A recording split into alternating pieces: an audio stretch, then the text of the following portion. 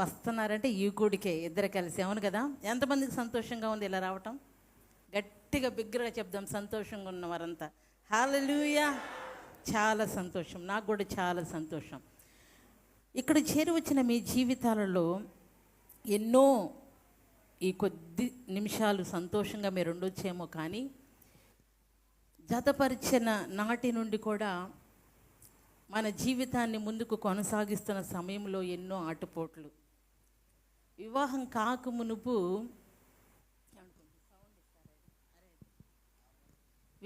కాకమునుపు చాలా హ్యాపీగా కదా, చాలా ఎంజాయ్ చేస్తూ ఉంటారు. ఎప్పుడైతే వివాహం అయ్యిద్దో వారి మీద ఒక బాధ్యత. అందుకే ఆదిలో దేవుడు ఆదాము అవ్వలను జతపరిచిన తర్వాత వారి ఇరువురికి కలిసి ఆయన ఏమిచ్చాడండి? ఆశీర్వదించాడు. ఎందుకంటే ఎప్పుడైతే జతపరచబడతామో కుటుంబ బాధ్యతలు వారికి అప్పగించబడతాయి. ఆ బాధ్యతను బట్టి మానవుని జీవితాల్లో ముందుకు వెళుతున్నప్పుడు కొన్నిసార్లు నిరుత్సాహం, కొన్నిసార్లు మరి నిట్టూర్పు ఎన్నో ఎదురవుతూ ఉంటాయి. ఈ రాత్రి దేవుని సన్నిధికి వచ్చిన మీ జీవితాల్లో కూడా దేవుని సన్నిధికి వచ్చి, అయ్యా గత కపుల్స్ మీటింగ్ నేను వచ్చాను, ఈ సంవత్సరం కూడా నేను నా భార్యతో కలిసి వెళుతున్నాను, ఈనాటి నుంచి మరలా వచ్చే సంవత్సరం ఇదే రోజు వరకు నా జీవితంలో ప్రభా నీ దీవెన నీ క్షేమాన్ని నాకు దయచే ప్రభా అని అనుకుని వచ్చిన వారు కూడా కొంతమంది ఉంటారు. ఎందుకంటే ప్రస్తుత పరిస్థితుల్లో మనం చూస్తుంటే ఎక్కడ క్షేమం అనేది లేదు. ఏదో కొద్ది నిమిషాలు మనం కలుసుకున్న ప్రజలను బట్టి ఆనందిస్తున్నాం, నవ్వుకుంటున్నాం, సంతోషిస్తున్నాం, కానీ క్షేమము కరువైపోతున్న రోజుల్లో మనం ఉంటున్నాం. మనకు క్షేమం లేదు, కుటుంబానికి క్షేమం లేదు. మనం ఏవైతే కలిగి ఉన్నామో ఎప్పుడు మన చేతుల నుంచి జారిపోతాయో. ఉద్యోగం కలిగి ఉన్నావా? ఎప్పుడు ఆ ఉద్యోగం మనం విడిచిపెట్టిద్దో మనకు తెలియదు. నిరంతరం ఏదో ఒక టెన్షన్తో మానవుడు జీవితాన్ని కొనసాగిస్తూ ఉన్నాడు. ఈ రాత్రి ఒక వాగ్దాన పూరికమైన వాక్యాన్ని, దేవుని మాటను మీకు అందించాలని, మీ హృదయాల్లో వాటిని భద్రపరుచుకొని ఈ రోజు నుంచి ప్రతిదినము ఈ మాటను మీరు నోటితో, ఇంకా మీకు వీలైతే ప్రతిరోజు లేచి నీ భార్యతో నీ భర్తతో ఈ మాట పలుకి మీరు మీ పనులకు మీ ఉద్యోగాలకు వెళ్ళాలని నేను ఆశిస్తూ ఉన్నాను. బైబిల్ గ్రంథంలో మనం చూసినట్లయితే 1 సమూయేలు గ్రంథము 25వ అధ్యాయము 6వ వచనం మనం చదువుకుందాం. 1 సమూయేలు గ్రంథము 25వ అధ్యాయము 6వ వచనం. ఆ భాగ్యవంతునితో నీకును నీ ఇంటికిని నీకు కలిగిన అంతటికిని క్షేమమగునుగాక. చాలు, ఆమె నన్ను ఒక్కడు చెప్పటంలా. మీరు భాగ్యవంతులు కారా? ఈ రాత్రి మనకు సంబంధించిన వారు ఎక్కడెక్కడో ఉన్నారు, కానీ దేవుని కృపను బట్టి భాగ్యవంతులుగా మార్చబడి ఆయన సన్నిధిలో నిలుచుండటమే మనకు గొప్ప భాగ్యం. కాబట్టి నేను ఒకసారి చెప్తాను, మీరందరూ కూడా మీ జీవితాలలో ఆమేనని చెప్దాం. ఆ భాగ్యవంతుతో చెప్పమంటున్న ఏంటంటే, నీకును నీ ఇంటికి నీకు కలిగిన సమస్తానికి క్షేమమగునుగాక. ఇప్పుడు అందరం కలిసి చెప్దాం. ఏమని చెప్దామంటే, నాకును నా ఇంటికి నాకు కలిగిన సమస్తానికి క్షేమమగునుగాక. ఈ రాత్రి నా దేవుడు నీకు నీ ఇంటికి మీరు కలిగి ఉన్న సమస్తానికి క్షేమము కలుగొచ్చేయునుగాక. చాలా మంచిగా అని చెప్పారు. మొదటి దంపతులను దేవుడు ఆశీర్వదించాడు, కానీ వారి జీవితాల్లో ఆశీర్వాదాన్ని నిలుపుకున్నారా? వారిని ఇరువురిని పెట్టి మీరు ఫలించండి, అభివృద్ధి చెందండి, విస్తరించండి అని వారికి ఒక అధికారాన్ని ఇచ్చాడు, ఈ లోకాన్ని ఏలే అధికారం. కానీ వారి జీవితాల్లో దేవుడిచ్చిన వాగ్దానాన్ని పట్టుకోలేకపోయారు, దేవుడిచ్చిన వాగ్దానంతో నడవలేకపోయారు. వారి జీవితాల్లో దీవెనికి బదులుగా, ఆశీర్వాదానికి బదులుగా, అధికారానికి బదులుగా శాపము, బానిసత్వము వారి జీవితాల్లో వచ్చింది. కాబట్టి దేవుడు వాగ్దానం ఇస్తాడు, సేవకులు నిలబడి దీవెనలు ఇస్తాడు, మన నోటితో ఆమేనని పలుకుతూ ఉంటాం. మన జీవితాలలో వాక్యాన్ని చదివి దేవా నా జీవితంలో ఈ వాగ్దానాన్ని నెరవేర్చు అని చెప్తూ ఉంటాం. కొన్నిసార్లు మన జీవితాల్లో నెరవేర్చబడం. ఉదయం సేవకులు చెప్పారు వాక్యం, ఇశ్రాయేలు ప్రజల జీవితాల్లో ఒకసారి ఓడిపోయిన తర్వాత మందసాన్ని తీసుకుని వచ్చారంటే దేవుని సన్నిధిని మోసుకుని యుద్ధానికి వచ్చారు. అయినప్పటికీ కూడా వారి జీవితాల్లో రెట్టింపు ఓటమిని వారు చూశారు, బహుగా ఓటమిని చూశారు. కారణం కూడా సేవకులు చెప్పారు. కాబట్టి మన జీవితాల్లో దేవుడు క్షేమాన్ని మనకి ఇవ్వాలి అంటే, నీకు నీ ఇంటికి నువ్వు కలిగి ఉన్న సమస్తానికి దేవుడు క్షేమము ఇవ్వాలంటే మన వంతుగా మనము కొన్ని చేయాలి. దేవుడు వారిని ఆశీర్వదిస్తూ నీవు ఆశీర్వాదంగా ఉంటావు, కానీ ఆజ్ఞ అతిక్రమిస్తే నీకు ఆశీర్వాదానికి బదులు నీకేమొచ్చింది? మరణం వచ్చింది, శాపం వచ్చింది. అట్లానే ఈ రాత్రి ఈ కపుల్స్ మీటింగ్కి వచ్చిన నీ జీవితంలో దేవుడు క్షేమము కలుగునుగా కానీ వాగ్దానం ఇచ్చాడు. ఆ వాగ్దానాన్ని మీ చేత పట్టుకోండి, ఆ వాగ్దానాన్ని హృదయంలో ఉంచుకోండి. ప్రతి దినము కూడా ఈ వాగ్దానాన్ని ఎత్తి మీ జీవితంలో పలుకుతూ విశ్వాసంతో ముందుకు వెళ్ళండి. అయితే ఇది పలికే ముందు, విశ్వాసంతో ఈ వాగ్దానాన్ని మోసుకెళ్ళబోయే ముందు కొన్ని విషయాలు, ఈ వాగ్దానం మన జీవితంలో క్షేమము కలగాలి అంటే, అక్కడ క్షేమము అంటే ఇంగ్లీష్లో ఉండిద్ది ప్రాస్పారిటీ, అంతేనా? ఇంగ్లీష్లో అంటే శ్రేయస్సు. మన జీవితాలలో ఒక శ్రేయస్కరమైన జీవితాన్ని మనం గడపాలి అంటే, ఒక శ్రేష్టమైన జీవితాన్ని మనం అనుభవించాలి అంటే కొన్ని విషయాలు చెప్పి నేను నా సమయాన్ని సేవకులకి ఇస్తాను. కీర్తనల గ్రంథము 128వ అధ్యాయము 1వ వచనం నాకు చాలా ఇష్టమైన వాక్యం ఇది. దీనిలో ఉన్న అన్నీ కూడా నేను చాలా ఇష్టపడతాను. కీర్తనల గ్రంథము 128వ అధ్యాయము 1వ వచనం మనం చదివినట్లయితే, యెహోవా యందు భయభక్తులు కలిగి ఆయన త్రోవల యందు నడుచు వారందరూ ధన్యులు. మన జీవితంలో క్షేమము, మేలు, ధన్యకరముగా, శ్రేయస్కరముగా, శ్రేష్టమైనదిగా కావాలి అంటే మనము చేయవలసింది ఏంటంటే దేవుని యందు భయభక్తులు కలిగి ఆయన త్రోవ యందు నడవాలి. అమ్మా, భయము భక్తి లేకపోతే మేము బైబిల్ పట్టుకుని దేవుని సన్నిధికి వస్తామా? ఈ భయం లేకపోతే మేము ఇక్కడ ఎందుకు ఉంటాం? ఎక్కడో బజారుల్లోనో సినిమా హాలుల్లోనో. చాలామంది భక్తి, దేవునికి భయపడటం అంటే బైబిల్ మోసుకుని రావటం అనుకుంటారు. కానీ బైబిల్ ఆధారంగా దేవుని వాక్యమును అనుసరించి మనం చూసినట్లయితే దేవుని యందు భయభక్తులు కలిగి ఉండటం అంటే, నేను ఒకే ఒక మాటలో చెప్తాను, దేవుని మీద ఆధారపడి జీవించటం. హల్లెలూయా, హల్లెలూయా. ప్రతి విషయంలో కూడా నీ జీవితంలో నువ్వు ఏది ఆలోచించినా, ఏ పని చేసినా, ఏది చేసినా దేవుని మీద ఆధారపడాలి, దేవుని మాట మీద ఆధారపడాలి, దేవుని వాక్యం మీద ఆధారపడాలి.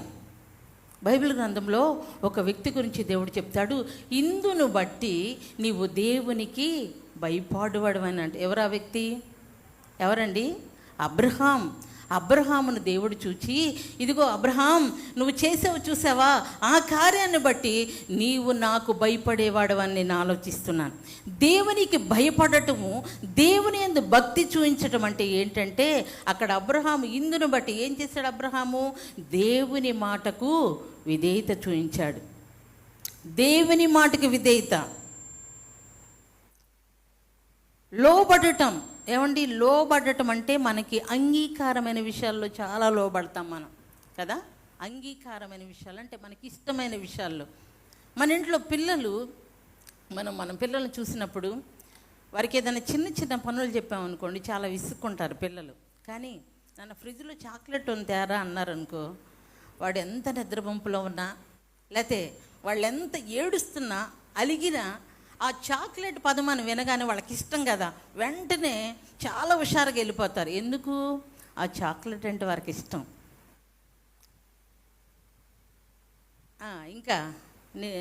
ఇక భార్యాభర్తల విషయాల్లో కూడా వారికి ఇష్టమైతే సమ్మతిస్తారు ఆ విషయాల్లో. ఇష్టం లేకపోతే పెడముఖం, ఏమంటారు? పెడముఖం. అట్లానే దేవుని మాటకు విధేయత చూపించడం అంటే, నీకు ఇష్టం లేకపోయినా దేవుడు కోరుకుంటున్నది మనం చేయాలి. హల్లెలూయా, హల్లెలూయా. దేవునికి భయపడటం అంటే మన ఇష్టాలతో పని లేదు. దేవుడు ఏది ఇష్టపడుతున్నాడో, దేవుడు నీ నుంచి ఏది కోరుకుంటున్నాడో, దేవుడు ఏది చెయ్యమని నీకు చెప్తున్నాడో అది శిరసా వహించి మనము చేయటమే దేవునికి భయపడటం. అబ్రహాము జీవితంలో దేవునికి భయపడటం అంటే ఏమన్నాడంటే దేవుని మీద ఆధారపడ్డాడు ఒక్క మాటలో. ఎందుకంటే కుమారుడు అడుగుతాడు, నాయన కట్టెలు ఉన్నాయి, అన్నీ ఉన్నాయి కదా, బలికి గొర్రెపిల్ల ఎక్కడా? అప్పుడేమంటాడు అబ్రహాము, దేవుడు చూసుకుంటాడు. అంటే దాని ఆధారం, దాని అర్థం ఏంటంటే దేవుని మీద ఆధారపడ్డాడు. ఏది ఏమైనా దేవుడు నా జీవితంలో అంతా కూడా మేలే చేస్తాడు. ఈ మధ్య ఒక పాట యూట్యూబ్లో వైరల్ అవుతుంది. ఏంటి? కథ మొత్తం మార్చేస్తాడు. నువ్వు దేవునికి అప్పచెప్పుకుంటే చాలు, నీ కథలు దేవుడు మార్చేస్తాడు, నీ జీవితాన్ని దేవుడు మార్చేస్తాడు, నీ స్థితిగతులను దేవుడు మార్చేస్తాడు. ఎప్పుడు నీ స్థితిగతులు మార్చి దేవుడు నీ కథను, నీ స్థితిని, నీ పరిస్థితులను మారుస్తాడంటే నువ్వు దేవునికి భయపడి దేవుని ఎడల భక్తిగా ఉన్నప్పుడు. ఈ లోకంలో చాలా భక్తులు ఉన్నాయి, చాలామంది భక్తి చేస్తూ ఉంటారు. నెక్స్ట్ మంత్ వస్తుంది, సెప్టెంబర్ 5th వస్తే ఏంటది? గురు పూజోత్సవం, టీచర్స్ డే. ఆ రోజు గురువుల ఎడల వారి భక్తిని చూపిస్తారు, గురు భక్తి అంటారు దాన్ని. ఇంకో భక్తి ఏముంది? దేశభక్తి. చాలామందికి దేశభక్తి చాలా ఉండిద్ది. ఇంకా చెప్పండి అమ్మ, లేడీస్ ఏముంది? పతిభక్తి లేదా? నేను ఈ భక్తి గురించి ఆలోచిస్తూ, ఈ పతిభక్తి అంటే ఏంటబ్బా అంటే పతియే ప్రత్యక్ష దైవం అంట. అంటే ఎందుకు ఈ పదం అన్నారని నేను ఆలోచిస్తే, దేవుడు అంటే ఎవరండి? చాలామంది మనకు కాదులేండి, లోకంలో ఇతరుల దేవుడు అంటే వరాలు చెప్పాలి. దేవుడు అంటే ఎవరు? వరాలు ఇచ్చేవాడు, వరాలు కురిపించేవాడు. కాబట్టి మనకిచ్చిన పతుల విషయంలో లోకం ఏం చెప్తుందంటే పతియే ప్రత్యక్ష, అంటే మన పతులు మనకు వరాలు కురిపించేవారు. హల్లెలూయా. అంటే నేను అనుకున్నాను, నిజంగా దేవుని దగ్గరకు వచ్చి భక్తి చేస్తూ ఉంటారు చాలామంది, వరాలు ఈ ప్రభా, వరాలు ఈ ప్రభా అని.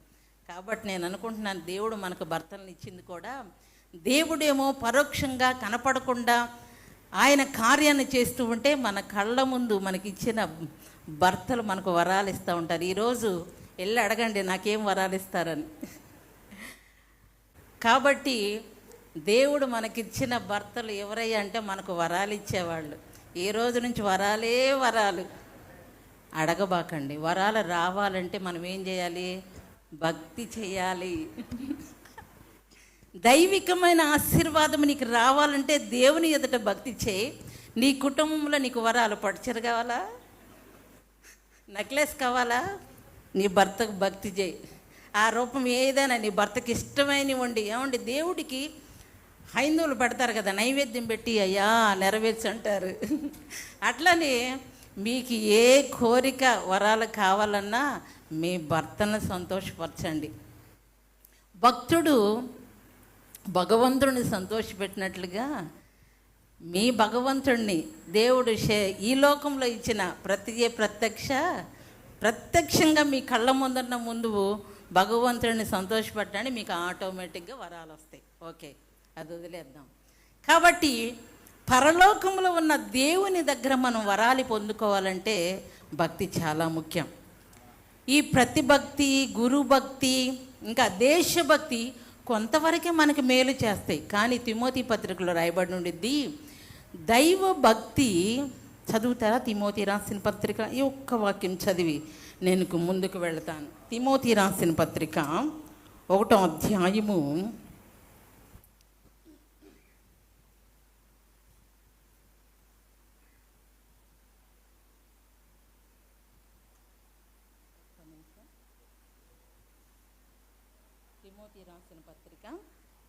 1వ అధ్యాయము 4-8 మనం చదివినట్లయితే, శరీర సంబంధమైన సాధకము కొంచెం మట్టుకే ప్రయోజనకరమును కానీ దైవ భక్తి ఇప్పటి జీవం విషయంలోను రాబోవు జీవం విషయంలోను వాగ్దానముతో కూడినదైనందు అది అన్ని విషయాలలో ప్రయోజనం. ఇప్పుడు దాకా మనం చెప్పుకున్న భక్తి, అది గురుభక్తి అవ్వచ్చు, దేశభక్తి అవ్వచ్చు, ఏ భక్తి అయినా ఎలాంటిదంటే అది కొంచెం మట్టుకే ప్రయోజనము. అయితే దైవ భక్తి ఉందే, దేవునితో మనం చేసే భక్తి ఉందే, ఆ భక్తి ఎలాంటిదంటే ఇప్పటికి మాత్రమే కాదు కానీ రాబోయే కాలానికి కూడా అది మనకి ప్రయోజనకరమైనది, అన్ని విషయాలలో ప్రయోజనకరమైనది. కాబట్టి భక్తి, ఈ దైవ భక్తి అనేది అన్ని విషయాలలో, దేవుని సన్నిధికి వచ్చిన నీ జీవితంలో ఇహ సంబంధమైన ఆశీర్వాదాలు పొందుకోవటానికే నువ్వు భక్తి చేయటం కాదు, కానీ మనము క్రైస్తవ జీవితంలోనే కాదు, లోకమంతా కూడా నమ్మేది ఏంటంటే ఈ లోకము తర్వాత మరి ఒక లోకము మానవునికి ఉంది. ఆ లోకానికి వెళ్ళాలంటే ఎంతో కొంత పుణ్యకార్యాలు చేయాలి, ఎంతో కొంత పుణ్యం చేయాలని చాలామంది నమ్ముతారు. కానీ క్రైస్తవ జీవితంలో గట్టిగా నమ్మేది ఏంటంటే ఈ లోకాన్ని విడిచిన తర్వాత దేవుడు మన కొరకు ఒక పట్టణాన్ని నిర్మిస్తున్నాడు. ఆ పట్టణానికి వెళ్ళాలి అంటే మనము దైవ భక్తి చేయాలి. హల్లెలూయా, హల్లెలూయా. ఈ లోకంలో ఏదో కొద్దిగా నువ్వు సంపాదించుకుని సుఖ జీవితాన్ని జీవించిన తర్వాత నీవు ఇంకా నీ జీవితం ఆశీర్వాదకరంగా యుగ యుగాలు సజీవునిగా దేవునితో కలిసి మనం జీవించాలంటే దైవ భక్తి మనకు లాభము. హల్లెలూయా. అన్ని విషయాలలో ఈ లోక సంబంధమైన భక్తి కొంతవరకే, దైవ భక్తి ఈ లోకానికే కాదు, తర్వాత దేవుడు మనకిచ్చే రాజ్యంలో కూడా అది మనకు ప్రయోజనం చేసిద్ది. హల్లెలూయా, హల్లెలూయా. కాబట్టి మన జీవితంలో క్షేమము, మేలు, శ్రేయస్కరమైన జీవితం కావాలంటే దేవుని యందు భయం కలిగి ఉండాలి, భక్తి కలిగి ఉండాలి. మూడోది ఆయన మార్గాలలో నడవాలి. చాలామంది భక్తి చేస్తారు, చాలా భక్తి చేస్తారు, చాలామంది దేవునికి భయపడతారు. కొన్నిసార్లు దైవజనులతో నేను బయట వెళ్తూ ఉంటాను. వెళుతున్నప్పుడు చాలామంది కనిపించినప్పుడు వారు మందిరానికి రారు, కానీ అంటారు, వందనాలు పాస్టర్ గారు, మీరన్నా మీ సంఘం అన్నా మాకు చాలా భక్తి భయం, అందుకే నా పిల్లల్ని పంపించేస్తాను, నా భార్యని పంపించేస్తాను, నువ్వు రారు. ఏంటంటే భయం ఉండిద్ది, భక్తి ఉండిద్ది. ఆయన మార్గాల్లో నడవటానికి చాలామంది కూడా మరి అనుకూలత చూపరు. దేవుని మార్గాల్లో నడవాలి. నీ భక్తి భయముతోనే ఆగిపోతే నీ జీవితంలో కొంతవరకే నువ్వు దేవుని దీవెనను పొందుకోగలవు. కానీ దేవుని మార్గాల్లో నడవటం నువ్వు ప్రారంభించావనుకో సంపూర్ణమైన ఆశీర్వాదాన్ని జీవితంలో పొందుకుంటావు. హల్లెలూయా, హల్లెలూయా. అందుకే అనేక మంది జీవితాలలో ఇదిగో దీవించబడుతున్నట్లుగా ఉంటారు, ఆశీర్వదించబడుతున్నట్లుగా ఉంటారు, సంతోషంగా ఉన్నట్లు ఉంటారు, కానీ పరిపూర్ణత లేదు.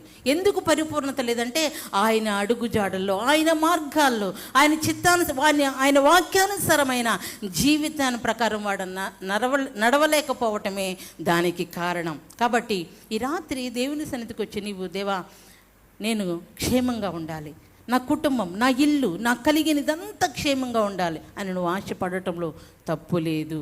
కానీ మన ఆశ సంపూర్ణంగా నెరవేర్చబడాలంటే దేవుని యందు ఏముండాలి? భయం ఉండాలి. చెప్దాం, దేవుని యందు ఏముండాలి? ఇంకొంచెం బిగ్గరగా, దేవుని యందు ఏముండాలి? ఇంకా నడవాలి, ఆయన మార్గాల్లో నడవాలి. ఎప్పుడైతే ఈ మూడు మన జీవితాల్లో ఉంటాయో అక్కడ కీర్తనకారుడు చెప్తున్నాడు, నిశ్చయముగా నీ చేతుల కష్టార్జితాన్ని నువ్వు అనుభవిస్తావు. చాలామంది బాధపడేది ఇదే. ఉదయం వెళ్ళి నా చెమటంతా ఓర్చి నేను కష్టపడుతున్నాను, కానీ నేను ఏమి పొందలేకపోతున్నాను. రోజుకి 1000 రూపాయలు సంపాదించే వాళ్ళు కూడా నెలకు వచ్చేసరికి బ్యాలెన్స్ లేని కుటుంబ జీవితాన్ని గడుపుతూ ఉన్నారు.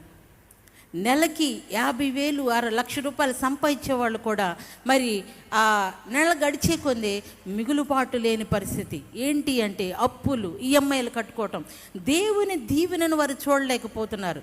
దేవుని యందు ఎప్పుడైతే నువ్వు భయము, భక్తి, ఆయన మార్గాల్లో నడవటం ప్రారంభిస్తావో అక్కడ ఏముంది తెలుసా? ఖచ్చితంగా అక్కడ ఇంగ్లీష్లో ఉండేది షల్ట్. ఇంగ్లీష్ బైబిల్ చూసినట్టయితే షల్ట్ అంటే తప్పక అంటే ఏంటండి? ఒక మాట, భరోసా అన్నమాట. తప్పక అనేది తప్పకుండా చేస్తా. ఏదన్నా ఒక అవసరం కోసం వెళ్తే చూద్దాంలే అంటాం వేరు, తప్పక నేను చేస్తానంటాం వేరు. కాబట్టి మన జీవితంలో తప్పక, చాలామంది ఈ లోకంలో పెద్దవారు మనకు మాటిస్తూ ఉంటారు.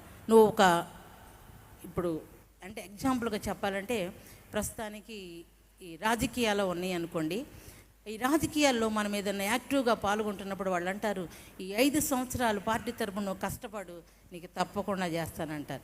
ఈ 5 సంవత్సరాల్లో వాళ్ళకు పరిస్థితులు అనుకూలిస్తే చేస్తారు, లేకపోతే లేదు. మాట నెరవేర్చవచ్చు, లేకపోతే మాట తప్పవచ్చు. కానీ మన దేవుడు ఎలాంటి వాడు? మాట తప్పనివాడు. ఆయన మాట తప్పే దేవుడు కాదు. తప్పకుండా నీ కష్టార్జితాన్ని నువ్వు, ఏ కష్టార్జితం? చాలామంది అనుకుంటారు నీకు క్షేమం వచ్చింది, నీకు మేలు జరిగిద్ది, నువ్వు ఆశీర్వాదకరంగా ఉంటావంటే ఒక్కసారిగా ఆకాశంలో నుంచి ఏదో మనకు పడ్డట్టుగా, ఇదిగో నేను అట్లా నడుచుకుంటూ వెళ్తుంటే నాకు వజ్రాల ముఠదు. ఏమండి, దొరికిన వాడితో ఎప్పుడు మనకు దీవెన ఉండదు. ఎందుకో తెలుసా? ఆ వస్తువు వేరొకళ్ళది. పోగొట్టుకున్నవాడు ఏడుస్తూ ఉంటాడు, నా వస్తువు పోయింది. నా ఏడుపులన్నీ మనకు తగులుతాయి. ఎప్పుడైనా దొరికిన వస్తువులతో సంతోషపడతా, అబ్బా నాకు దొరికింది, దీన్ని నజ్జేద్దాం, దానివల్ల మనకు శాపమే కానీ దీవెన మాత్రము రాదు. మనకు దీవెన కనగాలంటే అక్కడ రాయబడుతుంది తెలుసా?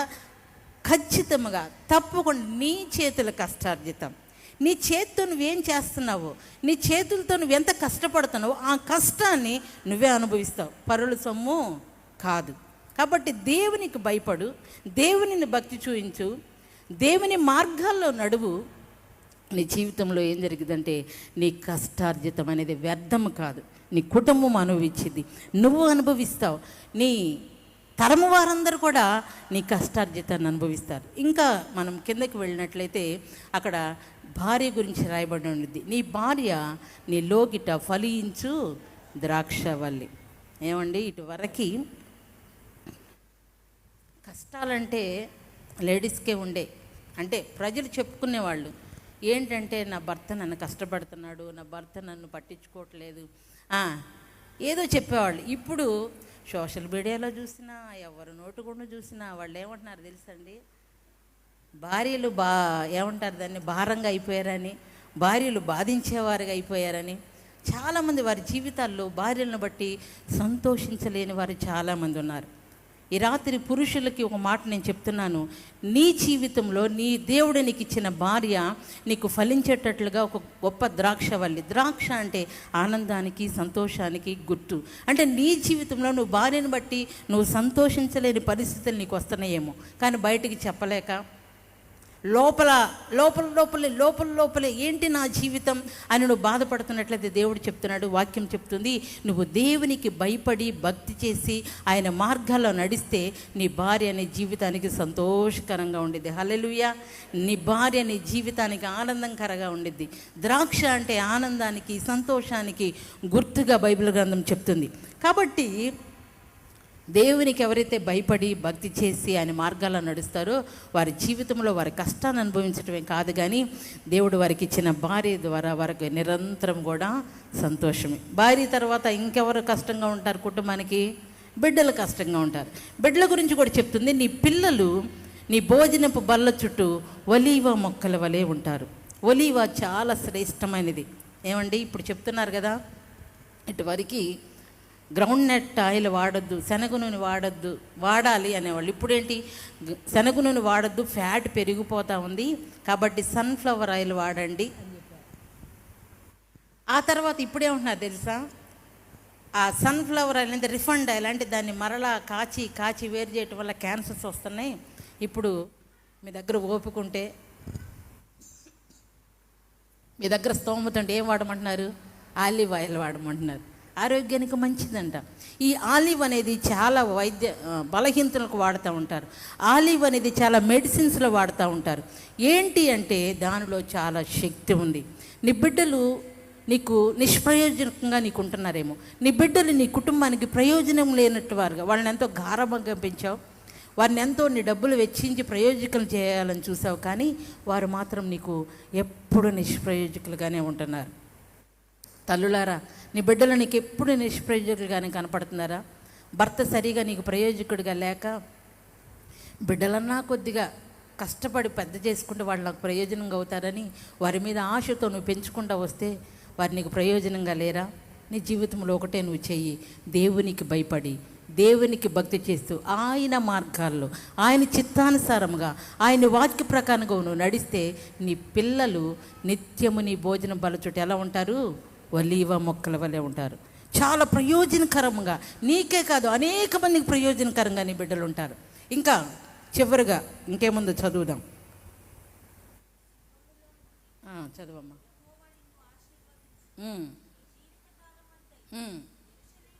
యెరూషలేమునకు చాలండి క్షేమము కలుగుట చూస్తావు. నీ ఇంటికి నువ్వు క్షేమము కలుగుట చూడాలి అంటే మూడు విషయాలు. ఒకటి దేవునికి, చెప్దాం గట్టిగా, ఒకటి దేవునికి, రెండోది భక్తి, మూడోది ఆయన మార్గాల్లో నడవడం. ఈ లోకంలో ఎవరెవరికో భయపడి, ఈ లోకంలో ఎవరెవరినో గౌరవించి, మనుషుల దగ్గర నుంచి దీవెన పొందుకోవాలని, మనుషుల దగ్గర నుంచి వీరిని నాకు ఆధారంగా చేసుకుని నా అవసరతలు తీర్చుకోవాలని వారి మీదే నువ్వు దృష్టి ఉంచి వారు చెప్పినట్లుగా వారికి ప్రణాళికల ప్రకారం వారు జీవిస్తున్నావేమో. ఇప్పటి వరకు కూడా ఏం ప్రయోజనం లేదా? ఈ రాత్రి దేవుడు చెప్తున్నాడు, నీకును నీ ఇంటికిని నీకు కలిగిన సమస్తానికి క్షేమము కలగాలి అంటే మూడు, దేవునికి భయపడు, దేవుని మీద ఆధారపడు, దేవునికి భక్తి చేయి. ఈ లోకంలో ఉన్న స్నేహితులకి, బంధువులకి ఎవరికో భక్తి, వారిని గౌరవిస్తూ వారిని ఆరాధిస్తూ నిత్యం వారి కోసమే ప్రయాసపడుతున్నావేమో. ఈరోజు నుంచి అది విడిచిపెట్టి సర్వశక్తుడైన దేవునికి భక్తి చేయటం, దేవునికి భయపడటం. అంత మాత్రమే కాదు, ఆయన మార్గాల్లో నడవటం. చాలా కష్టం ఈ మార్గాల్లో నడవాలంటే. చాలామందికి దేవునిని అనుసరించటం వారు త్వరపడి చేయలేరు. ఆలోచిద్దాం. నీ దీవెన అంతవరకే ఆగిపోకూడదు, కానీ కడ వరకు నువ్వు దీవెనను ఆశీర్వాదాన్ని మోసుకుని వెళ్ళాలని దేవుడు ఇష్టపడుతున్నాడు. హల్లెలూయా. ఈ రాత్రి దేవుని సన్నిధికి వచ్చి కూడా ఏంట నా జీవితం ఇట్లా క్షేమం లేదు, శ్రేయస్సు లేదు, సంతోషం లేదని నువ్వు దిగులు పడుతున్నావేమో. దేవుడు నీకు వాగ్దానం ఇస్తున్నాడు. చెప్దాం ఒకసారి, నాకును నా ఇంటికి నాకు కలిగిన సమస్తానికి దేవుడు క్షేమము కలుగు చెయ్యునుగాక. దేవుడు క్షేమాన్ని చేయాలంటే దేవునికి భయపడదాం, దేవుని యందు భక్తి కలిగి ఉందాం, ఆయన మార్గాల్లో నడుద్దాం. నీ కష్టార్జితం నువ్వు అనుభవించు. నీ భార్య, నీ భర్త నీకు సంతోషంగా దీవెనగా మార్చబడతారు.